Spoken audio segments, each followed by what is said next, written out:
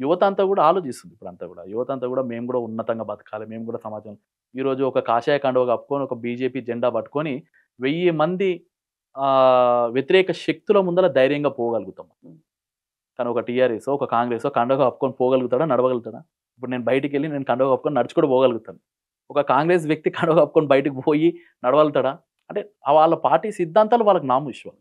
నేనొక బీజేపీ కార్యకర్త, నేనొక ఆర్ఎస్ఎస్ స్వయం సేవకుని, నేనొక ఏబీవీపీ పూర్వ చెప్పుకోవడంలోనే కార్యకర్తనని గర్వం నేను ఉంది. గర్వంగా చెప్పుకుంటాను. హ్మ్. మీ దగ్గరికో ఇంకోరి దగ్గరికో పోగానే మేము ఫస్ట్ మా ఇంట్రొడ్యూషన్ మొత్తం గూడా నా పార్టీ ఇది, లేకుంటే మా నాయన ఇది, మా తాత ఇది అని మేమెక్కడ చెప్పం మేము. మేము విద్యార్థి పరిషత్ అనో, లేకుంటే ఆర్ఎస్ఎస్ అనో, లేకుంటే ఏబీవీపీ అనో చెప్తాం. అంటే ఆ సంస్థ అంత గొప్ప నిర్ణయాలు తీసుకుంటది. ఆ సంస్థ అంత గొప్పగా సిద్ధాంతంతో నడుస్తుంది కాబట్టి మేము చెప్పుకోగలుగుతున్నాం. లేకుంటే ఇప్పుడు కాంగ్రెసోళ్ళు చెప్పుకోండి, మేము అది గాని మాకంతా దేశభక్తి ఉంటది గానీ, మా పార్టీ అంటే నచ్చదు గానీ హ్మ్. అని చెప్తారు. కానీ మేము బయటొకటి, లోపలొకటి చెప్పేవారు.